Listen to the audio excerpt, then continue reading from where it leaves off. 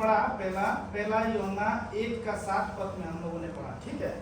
इसमें कहा गया, मैं इंग्लिश बाइबल पढ़ता हूँ, इसमें ऐसा लिखा है, but if we walk in the light, यहाँ पर एक शर्त रखा प्रभु ने, कहा यदि भी अगर हम उजाला में चलते हैं।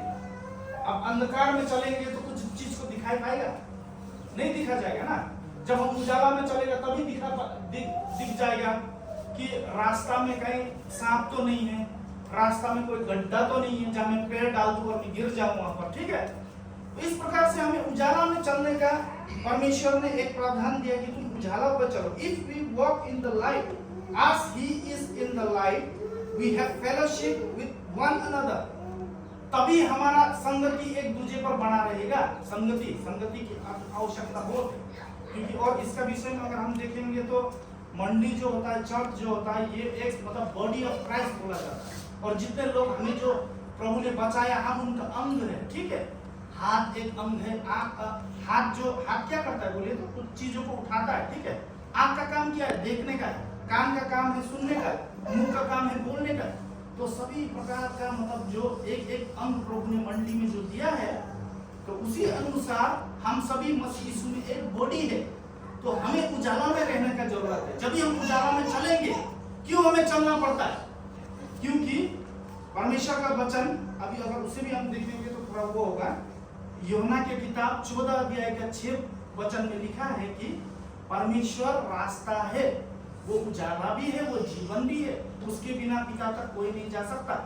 यदि अगर मसीह यीशु एक रास्ता है तो रास्ता उजाला में चला जाता है, ठीक है। अगर रात में चलना है भी हमको टॉर्च लाइट मारना पड़ेगा, जिसके द्वारा उजाला होगा तभी हम चल पाएंगे। तो जो रास्ता है वो रास्ता में अगर हम खड़ा हो जाते, मान के चलिए यहाँ से शिलोंग जाने का रास्ता उमरान से उस तरफ का है, अगर उस रास्ता पे जाके आप खड़ा हो जाएंगे तो आप शिलोंग नहीं पहुंचेंगे, आपको चलना पड़ेगा, गाड़ी में बैठ के भी उसका सफर करना पड़ेगा। उसी प्रकार से प्रियो, आज यदि अगर आप लोगों ने मसीह यीशु को पाया है आपके जीवन में, ठीक है, उस उजाला में आपको चलना पड़ेगा। जब आप उस उजाला में चलेंगे तब जाके फिर वचन कहता है कि तभी जाके मसीह यीशु का लहू आपके पाप सभी अधर्मों को साफ करेगा। तो मसीह यीशु का जो लहू है हमारे पाप को साफ करने के लिए, अभी मान के चलिए आप लोग यहाँ पर आए वचन सुनकर, यहाँ पर और भी लोग हैं जो परमेश्वर को नहीं जानते, तो वो अपने घर पे रह के वो पाप का क्षमा पा सकेगा? नहीं सकेगा ना। उनको वचन प्रचार करने की आवश्यकता है, उनको मंडी में आने की आवश्यकता है, या फिर कहीं भी अगर कोई परमेश्वर का वचन अगर सुना रहा है, वो सुन के अगर वो मान लेता है अपना पाप को, ठीक है, वो उजाला में आने का उसने अगर निर्णय कर लेता है, तभी जाके मसीह यीशु का लहू उनका पाप को धोया जा सकता है। तभी जाके फिर देखिए, उस टाइम पढ़ा था हमने, यूहन्ना में आइए 9:31 में क्या लिखा था? अभी बहन पढ़ दीजिए, अलबीना बहन पढ़ दीजिए। 9:31 में क्या लिखा हुआ है यहाँ पर? पढ़िए। हम जानते हैं कि परमेश्वर पापियों की नहीं सुनता। हम जानते हैं कि परमेश्वर पापियों का नहीं सुनता। क्यों नहीं सुनता? मसीह यीशु पापियों से, पाप से घृणा करता है, ठीक है। पाप को वो देखना नहीं चाहता है, लेकिन पापियों से प्रेम करता है, इसीलिए वो कहता है कि पापियों को वो नहीं सुनता है। तो अभी आप यहाँ पर जितने हैं, मैं एक प्रश्न आपसे करना चाहता हूँ, आपके जीवन में क्या खुशी है, आनंद है? पाप का क्षमा आप मिल चुके हैं? यदि भी आप पाप का क्षमा नहीं मिल चुके हैं तो मेरे प्रियो, आज ही आप घुटना टेकिए और प्रभु यीशु मसीह केवल इतना बोलिए कि हे यीशु मसीह, मेरे ये सारे अधर्म, मेरा पाप जो मैं माँ का गर्भ से पाप में जन्म हुआ, प्रभु मुझसे ये उठा ले, मेरे इन सभी गुनाहों को क्षमा कर, तेरे लहू से मुझे धो दे। हे परमेश्वर, मैं चाहता हूँ कि मैं तेरे साथ चलूं। इस प्रकार से यदि हम प्रचार करते हैं और प्रार्थना करते हैं तो यीशु मसीह का जो वो सामर्थ है, वो लहू का सामर्थ आपके जीवन में काम करेगा, ठीक है। नहीं तो अगर आप पाप का क्षमा अभी तक पाए नहीं है, आप 10 साल तक अगर यही चर्च पर आएंगे ना मेरे प्रियो, आपको कोई भी फायदा नहीं होगा। जो मसीह यीशु का जो आपको उद्धार मिलना चाहिए तो कभी भी नहीं मिल पाएगा मेरे प्रियो, क्योंकि परमेश्वर का एक आधार है, एक रास्ता है, मसीह यीशु स्वयं वो रास्ता है।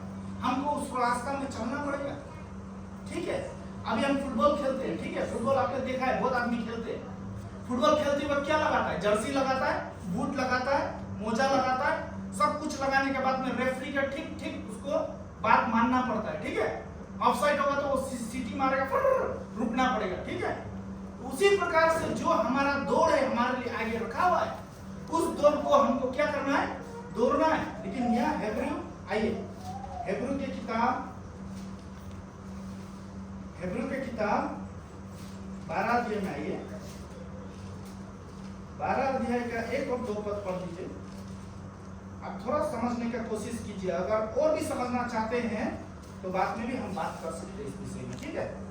ठीक है, पढ़िए 12 का 1 और 2 पढ़िए, पढ़ लीजिए 12 का 1 और 2। हाँ, इस कारण जबकि गवाहों का ऐसा बड़ा बादल हमको घेरे हुए हैं, तो आओ हम एक रुकने वाली वस्तु और उलझाने वाली पाप को दूर करके वह दौड़ जिसमें हमें दौड़ना चाहिए, धीरज से दौड़े। और 2 भी पढ़िए। और विश्वास के कर्ता और सिद्ध करने वाली यीशु की ओर ताकते रहें, जिसने उस आनंद के लिए जो उसके आगे धारा था, लज्जा की कुछ चिंता ना करके क्रूस का दुख सह और परमेश्वर की सिंहासन की दाहिनी ओर जा बैठा। अब समझे आप ना, जबकि गवाही के ऐसे बादल हमें पूरे ढके हुए, गवाही क्या है? आज वचन बोलता है ये जो धूल है ना, ये भी हमारे लिए गवाही देगा, लिखा है वचन पे। यदि कोई प्रचारक आगे प्रचार कर रहा, आप उसका वचन को नहीं सुना, तो वो केवल पाव ऐसा करके चला जाएगा, एक दिन ये धूल उठ के आपके लिए गवाही देगा। चारों ओर हमारे लिए गवाही है, इसके बीच में से जो पाप हमें आसानी से फंसा लेता है, क्या पाप है? पति पत्नी में झगड़ा ले आने वाला पाप, हाँ? मन में खराब चीज देखने का पाप, मोबाइल है, हाँ? ठीक है, बहुत कुछ ऐसा पाप है जो हमें आसानी से परमेश्वर से अलग कर सकता है प्रियो। उन सभी पापों को हटाते हुए मसीह यीशु जो हमारा कौन है हमारा, पढ़िए तो 2 पद और एक बार, looking on to Jesus the author and finisher of our faith, Hindi में पढ़िए। और विश्वास के कर्ता और सिद्ध करने वाले यीशु की ओर ताकते रहे, जिसने उस आनंद के लिए जो उसके आगे धारा था, लज्जा की कुछ चिंता न करके क्रूस का दुख सहा और परमेश्वर के सिंहासन की दाहिनी ओर जा बैठा। दाहिनी ओर जा बैठा, हमारे विश्वास का कर्ता, उसे देखते हुए मसीह यीशु ने क्या किया। देखिए प्रियो, आप लोग को बहुत ज्यादा बाइबल जानने की कुछ भी आवश्यकता नहीं है। मतलब ये नहीं कि बाइबल मत पढ़ो, नहीं पढ़ रहा हूँ मैं, आप बोला उसने तो बोला था ज्यादा बाइबल वचन जानना चाहता है, ये बात नहीं। लेकिन बहुत लोग क्या होता है, विद्वान होता है बाइबल का, वो फायदा नहीं है। लेकिन आपको ये चीज जानना बहुत जरूरी, मसीह यीशु के पीछे चलना चाहिए, ठीक है? मसीह यीशु को देखना है। मसीह यीशु ने क्या किया? मसीह यीशु ने आके संसार में झगड़ा किया? हाँ? उसने किसी को पिटाई किया? नहीं किया। उसने दारू पिया? नहीं पिया।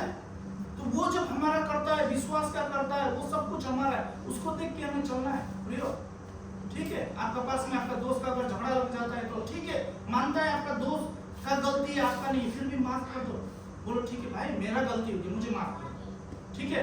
ये सब करने के लिए सबसे पहले क्या करना पड़ेगा? आपको मसीह यीशु के सामने पश्चाताप करना पड़ेगा, ठीक है? मसीह यीशु पापियों का प्रार्थना नहीं सुनता प्रियो, इसीलिए हमको सबसे पहला जो हम विश्वासी के जीवन में क्या है? पश्चाताप, ठीक है? अपने पापों को मानना। आपका लाइफ कैसा चल रहा है? धार्मिकता दिखा के कोई फायदा नहीं है। आपका अंदरूनी जीवन कैसा है? मैं घर में जाके मैं किस तरह का जिंदगी जी रहा हूँ? मेरे जीवन में मैंने क्या पाया है? इतना साल हो गया मैंने अपने जीवन को कैसा बिताया? एक दिन परमेश्वर इस सब का न्याय लेगा फिर। इसीलिए आज अगर आपका जीवन में जिंदगी में काम नहीं हुआ है तो आपको क्या करना है? अभी भी आप कर सकता है, फिर घर में जाके घुटना टेकिए और एकदम खाली दिल से दरवाजा बंद कर लीजिए। अगर आपको लगता है किसी को नहीं सुनाना, चुपचाप जाइए, घुटना टेकिए, प्रभु यीशु मसीह को केवल इतना बोले, हे यीशु, इतना दिन में मैं अपना जिंदगी को बर्बाद में बिता दिया, मैं सिगरेट पी रहा हूँ, बीड़ी छुप छुप के पी रहा हूँ, खैनी खा रहा हूँ, खराब चीज में मोबाइल में देख रहा हूँ, मैं ऐसा ऐसा कर रहा हूँ, प्रभु इन सभी से मेरे को मुक्ति कर, आजाद कर प्रभु, मेरे गुनाह को अपने लहू से धो दे प्रभु, और मुझे नया व्यक्ति बना ना, तेरा आत्मा मुझे दे, बोल के जब हम सच्चा मन से प्रार्थना करेंगे ना प्रिय, तब हमारे जीवन में काम होगा। तब जाके ये जो बाइबल है ना, ये आज आप सुन रहा है ना, आपको दूसरा टाइप से सुनाई देगा। उस समय इतना भूख लगेगा आपको, इतना प्यास लगेगा आपको आपका जीवन में। आज मेरी जिंदगी ऐसा क्यों है, मेरे जिंदगी के बारे में थोड़ा गवाही बताता हूँ, सुन लीजिए। मैं पोरसरा में बहुत बड़ा एक्सपोर्ट करने वाला आदमी, मेरा बिजनेस था, व्यापार सब कुछ पैसा वाला, क्या खासी लड़का है, अपना जगह पर पैसा होगा और कोयला में काम करने वाला आदमी। लेकिन मेरे जिंदगी में बेविचार था, पत्नी को छुपे छुपे मैं दूसरे लोगों से रिश्ता बनाता था, गलत गलत फिल्म देखता था, मैं दारू खाता था, सब कुछ जिंदगी में किया मेरे जिंदगी में। लेकिन कभी भी शांति नहीं था प्रियो, क्योंकि अपराध था ना। मैं Christian, born in Christian family हुआ, लेकिन चर्च भी जाता था और कैथोलिक में तो सक्रमेंट भी खिला देता था, पाप भी कर रहा था, खाना भी था, ठीक है, लेकिन कभी शांति नहीं था। लेकिन जिस दिन मैंने अपना सच्चा मन से प्रस्ताव किया प्रभु ने, तो प्रभु ने मेरे को मुक्ति दी, मेरा शांति मिला मेरी जिंदगी में। आज मेरा पत्नी पीछे, हम दोनों एक खासी परिवार से, मेरा बच्चा लोग हिंदी ठीक से भी नहीं आता, मेरे पत्नी को तो भाषा केवल खासी आता है, लेकिन आज वो मेरा साथ चल रहा है। उसने अपना माँ का घर छोड़ा मेरे लिए, वो सबसे छोटा बेटी है, हमारा खासी में सबसे छोटा बेटी का सब कुछ होता है, लड़का को उसका घर में जाना होता है, लेकिन प्रभु का वचन अनुसार जो हमने सीखा, मेरा पति मेरा साथ है। आज प्रभु हमारे जीवन में आशीष दे रहा है। हाँ, दुख है, कष्ट है, तकलीफ है, मुसीबत है, लेकिन कोई बात नहीं। आज शाम शाम में हम सब मिलकर प्रार्थना करता है, मेरा बच्चा लोग वचन सुनता है, मेरा बेटी प्रार्थना करता है। ये सब कार्य क्यों? कोशिश, इच्छा। अगर आपकी जिंदगी